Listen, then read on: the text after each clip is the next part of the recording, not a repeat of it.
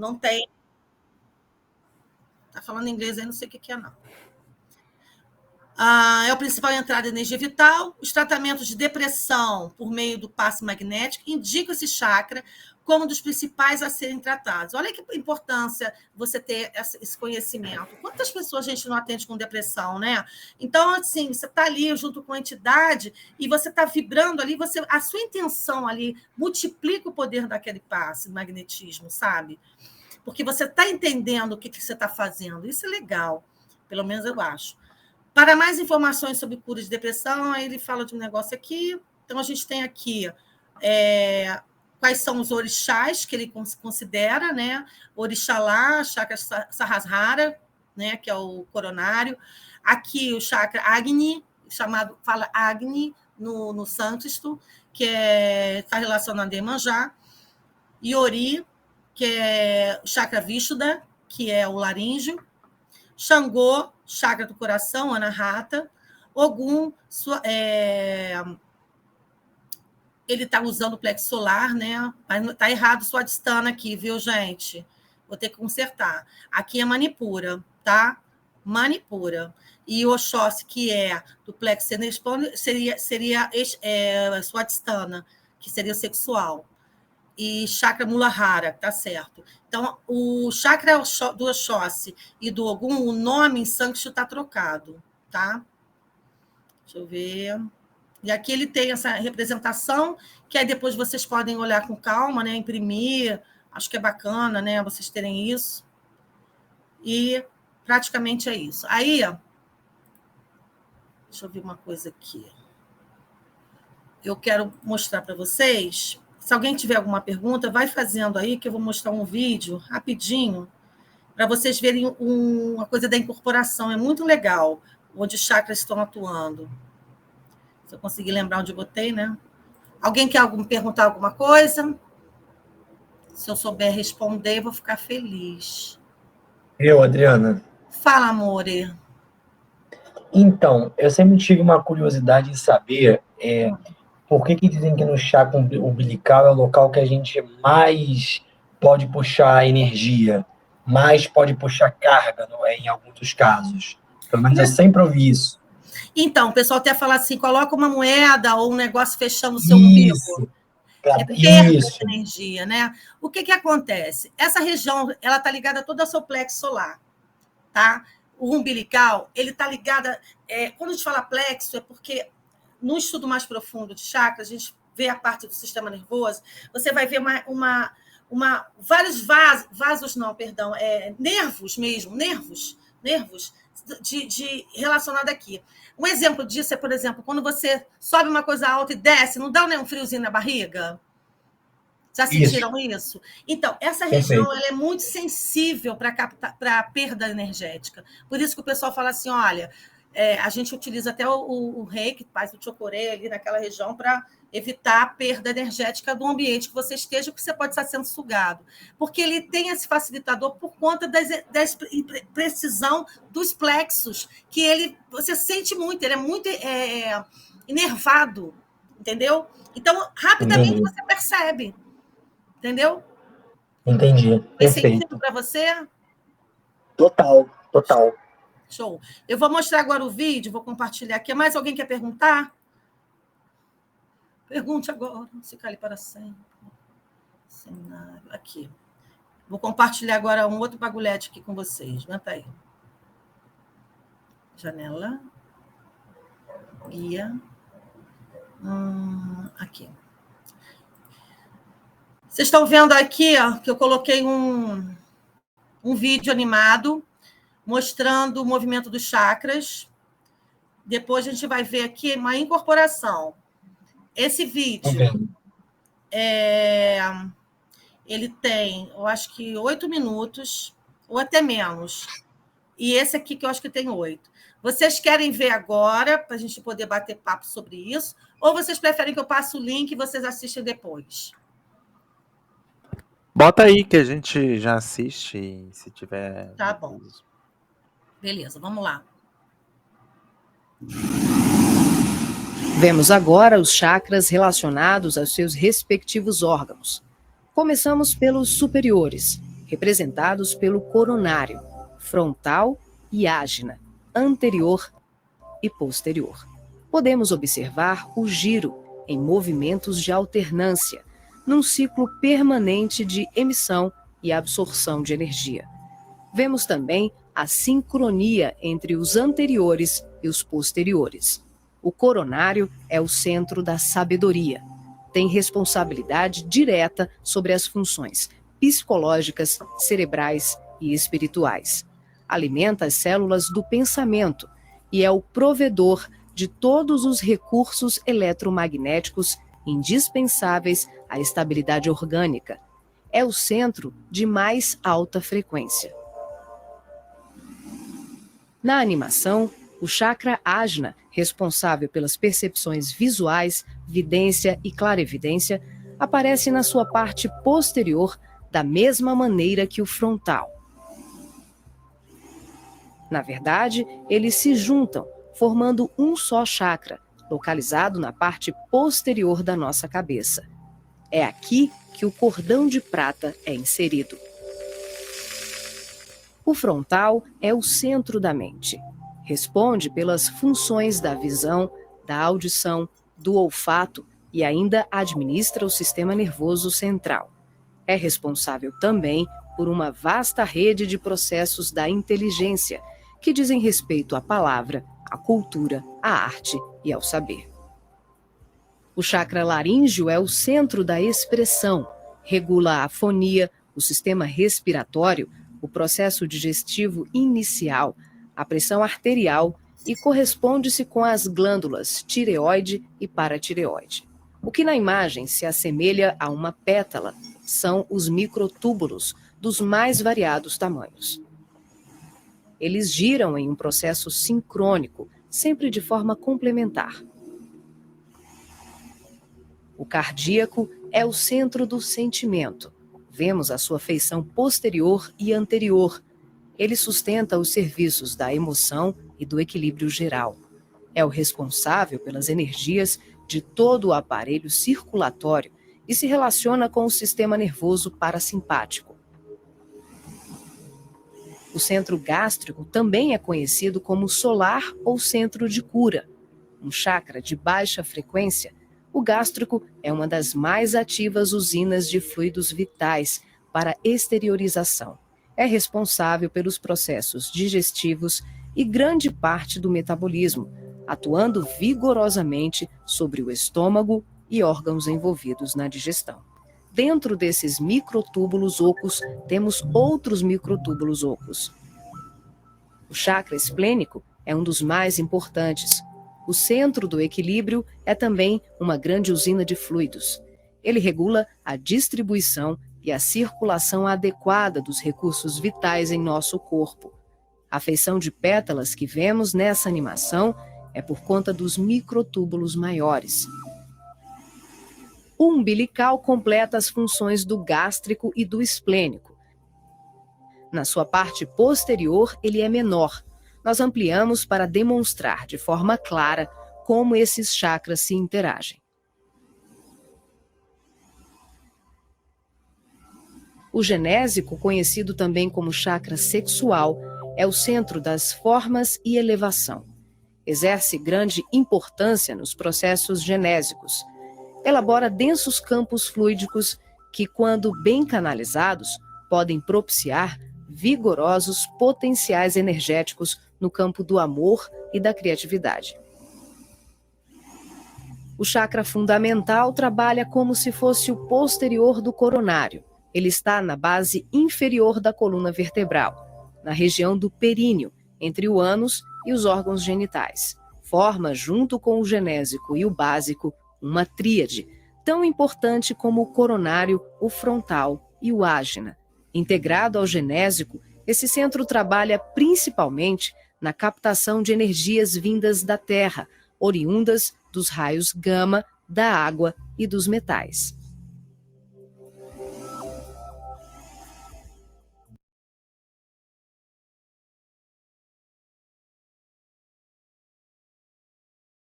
Vestir o seu corpo como se fosse uma roupa, mas sim porque controla seu mental através das ligações estabelecidas. Muito mais que a simples mecânica de transmitir mensagens dos espíritos para o nosso aparelho vocal, existe toda uma caracterização no médium incorporado por uma entidade na Umbanda, pois eles trazem todo um conjunto de trejeitos que identifica a qual linha pertence e qual o tipo de trabalho que realiza. Os médiuns, quando incorporados, estão no estado alterado de consciência. A maioria é semiconsciente no processo. Isso se dá pelo grande volume de informações e alto fluxo magnético que mantém a consciência da entidade no controle da consciência do médium. Por isso, ao desincorporar, muitos médiuns têm uma vaga lembrança ou um embaralhamento de imagens do ocorrido durante o transe, mas não significa que esteve inconsciente durante a incorporação.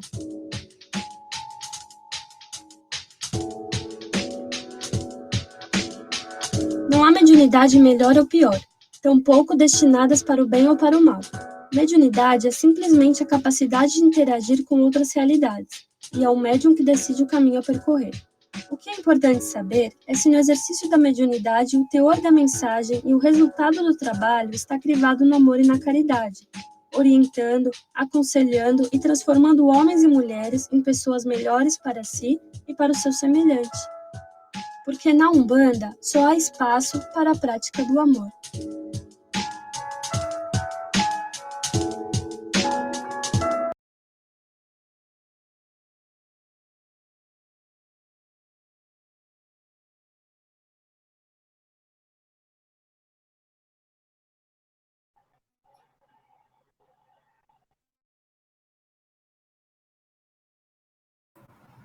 Oi, estão me ouvindo? Então, eu achei que aquela da incorporação não cheguei nem a ver antes, não. Achei que fosse mostrar alguma coisa. Eu só preciso acrescentar umas coisas importantes aqui. Os chakras são 7 principais. Só fazendo uma recapitulação. Primeiro chakra é o básico, lá embaixo, no períneo. Segundo chakra é o sexual. Terceiro chakra é o plexo solar, ou essa da região. Quarto chakra é cardíaco. Quinto chakra é o laríngeo. Sexto chakra frontal. Sétimo chakra coronário. Cada chakra está relacionado a uma glândula endócrina, tá? E a um plexo solar. Os chakras são divididos em superiores e inferiores. Os 3 primeiros, primeiro, segundo e terceiro chakra, a gente chama de inferior. E os superiores, quinto, sexto e sétimo. O quarto, que é o cardíaco, ele é o mediador. É ele que vai purificar tudo aquilo que a gente está vendo dos inferiores. Bom, com relação ao elemento, o primeiro chakra está relacionado ao elemento terra. O elemento terra tem a ver com a individualidade, com o alicerce, com o trabalho, o dinheiro, a segurança. Isso é o primeiro chakra. Então, é você com o mundo, você com você, você com a sua vida, tá? E ele está ligado às glândulas que estão acima dos rins, que é as adrenais. Então, quando uma pessoa começa a ter esse problema a nível desse sentido, então você vai começar a entender qual é o problema que está rolando, é lá no primeiro chakra. O segundo chakra, que é o chakra... vamos lá. E a cor é vermelha, do primeiro chakra básico, chamada Muladhara. O segundo chakra, que é a Swadhisthana, conhecido como chakra sexual, ele está ligado às glândulas das gônadas, que são os órgãos reprodutores, feminino e masculino. Ele tem a cor laranja, e o elemento que trabalha esse segundo chakra é a água, e ela está ligada às emoções. Então, se a gente for parar para pensar na nossa evolução, isso no curso mais profundo eu falo, a gente, quando começou a ter vida no planeta, a gente era quadrúpede. E nosso chakra umbilical era que estava aterrando, buscando energia telúrica, porque a gente era quadrúpede, né? Porém, ao nos levantar, a gente passou ao quê? A manter o nosso básico ligado à energia telúrica. E o que acontece? A gente em termos de evolução, nós éramos muito solitários, cada um vivendo o seu, tentando sobreviver. Mas aí você passa para o segundo chakra e começa a ver a relação com o outro e relação com você mesmo. E aí você começa a ter as emoções. Por isso a água representa. Então, a cor, a laranja, vem vibrando aí, trazendo todas as questões emocionais. E prazer. E esse prazer não é só sexual. É um prazer naquilo que você passa a ter prazer, que pode se tornar vício, pode se tornar algo que você não tem controle, compulsivo.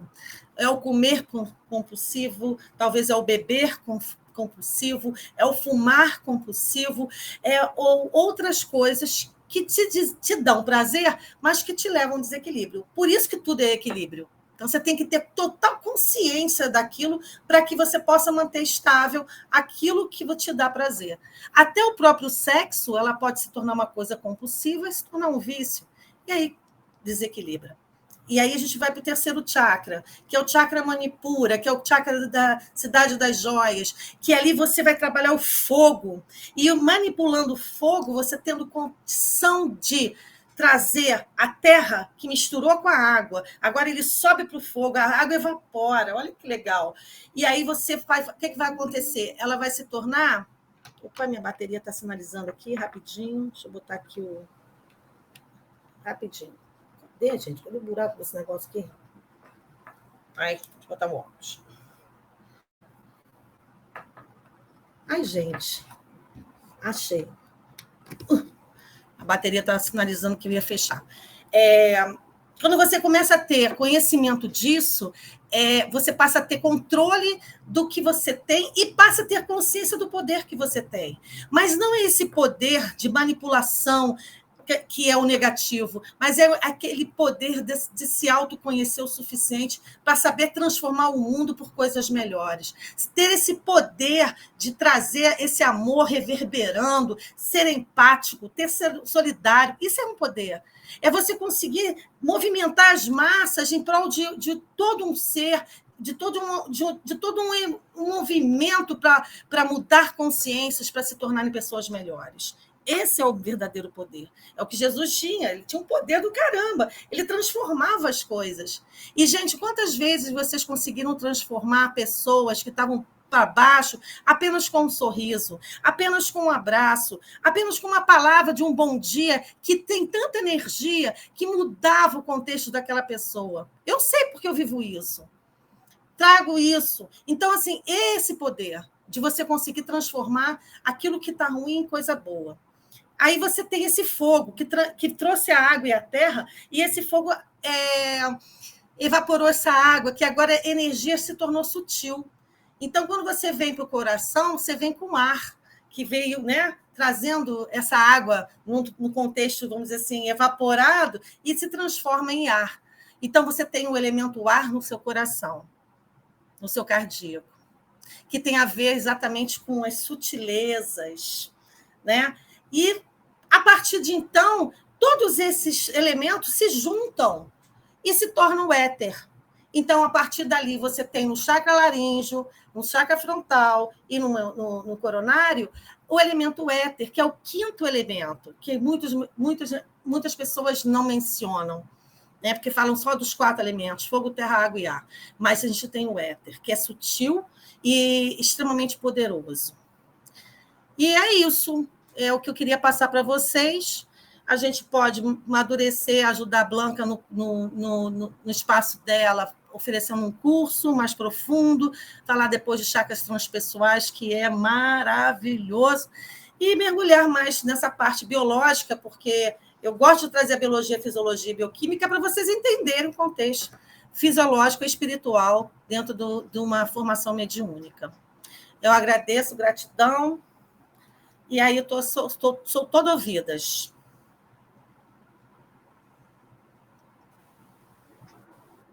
Eu gostei da ideia aí de futuramente a gente ter aí um curso, né?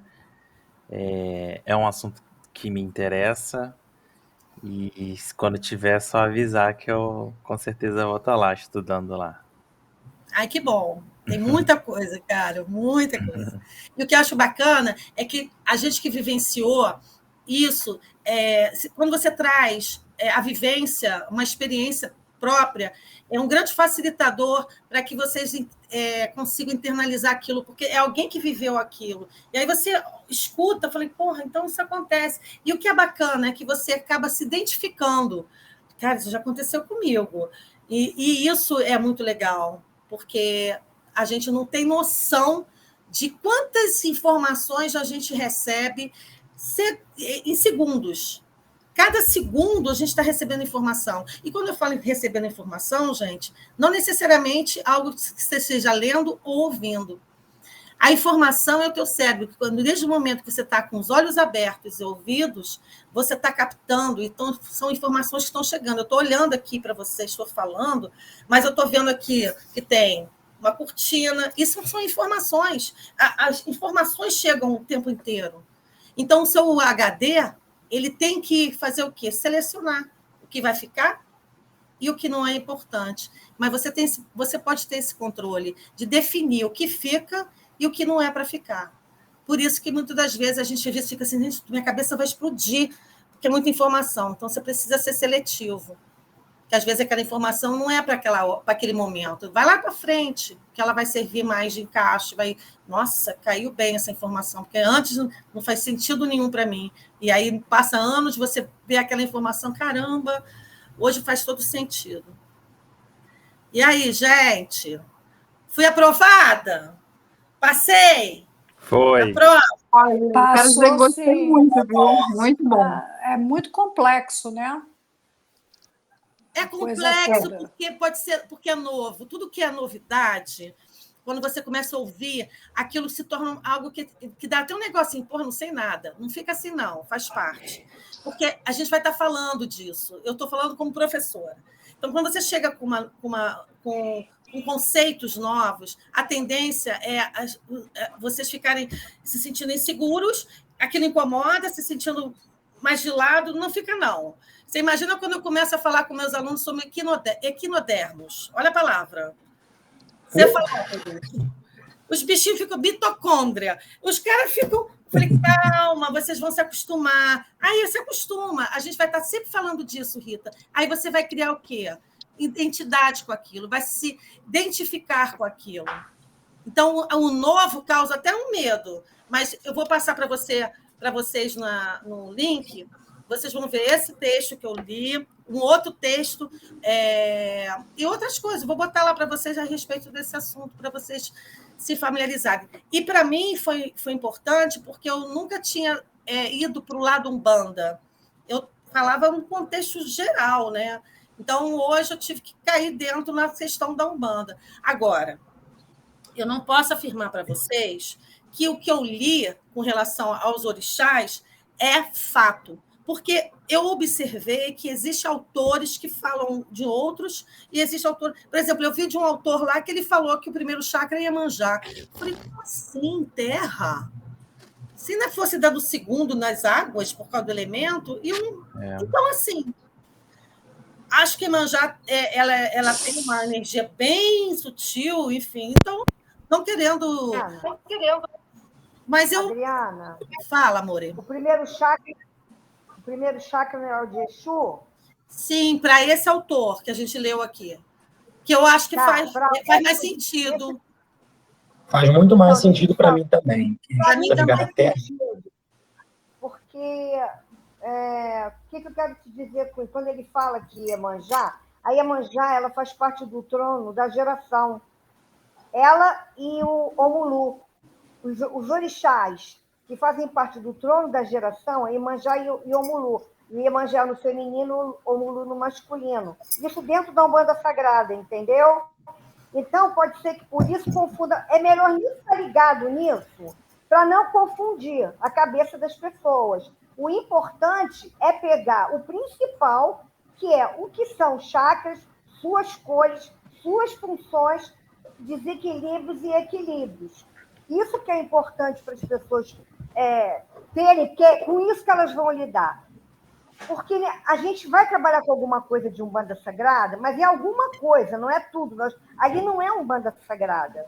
Então, não adianta a gente ficar explicando, olha, isso aqui é do trono divino, Porque Você as vê, pessoas, alguns eu vão sou entender. ignorante nisso. Eu não sei qual a diferença de Umbanda Sagrada para Umbanda não Umbanda. Para mim é tudo Umbanda. Então, eu nem sabia que tinha diferença. Tá vendo? Isso é legal ouvir, porque eu Tem desconhecia. Umbanda xamânica hoje em dia, que eu tenho uma colega Olha. de curso. Ela faz Umbanda xamânica, tem Umbanda esotérica, tem Umbanda do Oriente. Hoje Ô, tem Sérgio, várias daqui a pouco eu vou Umbanda. inventar um banda reikiana. Tem várias.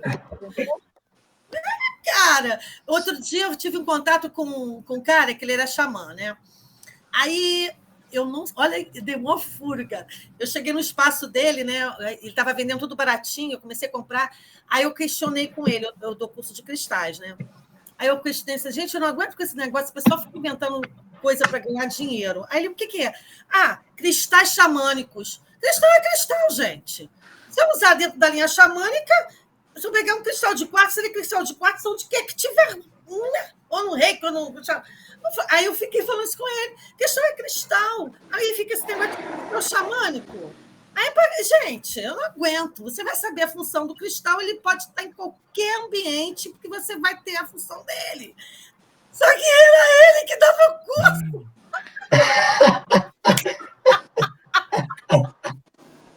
E eu não sabia. Só que ele não falou. Aí ele ficou todo se coçando todo. Eu falei, eu não aguento com isso. Aí ele virou para mim assim, você me permite fazer um trabalho com você? Aí eu falei, não sei, que trabalho? Aí ele foi começar a mostrar lá, um montão de bichinho, a mesa, não sei o que lá. Aí ele falou assim, aí ele foi contando a história dos cristais xamânicos. Né? Aí eu olhei para ele e falei assim, é você que não...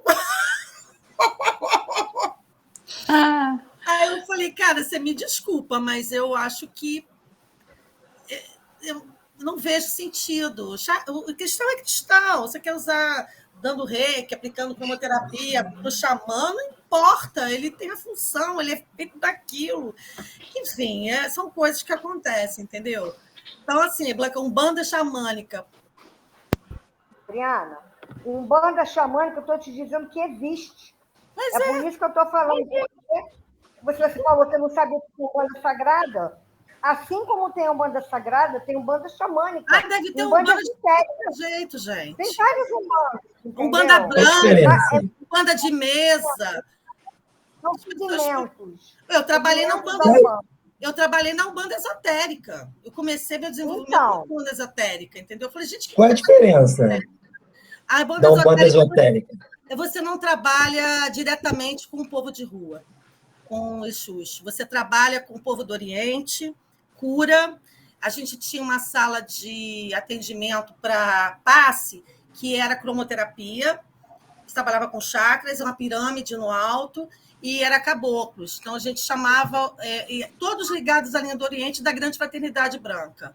Então, todos os caboclos, quando riscavam um ponto, eles tinham a guia, as sete cores da Grande Fraternidade, um triângulo que representa a Trindade, e a cor do triângulo tem a ver com o raio que o caboclo trabalha. Esse é o primeiro raio, que é o azul, o segundo raio, que é o amarelo, terceiro raio, rosa. Já ouvi falar.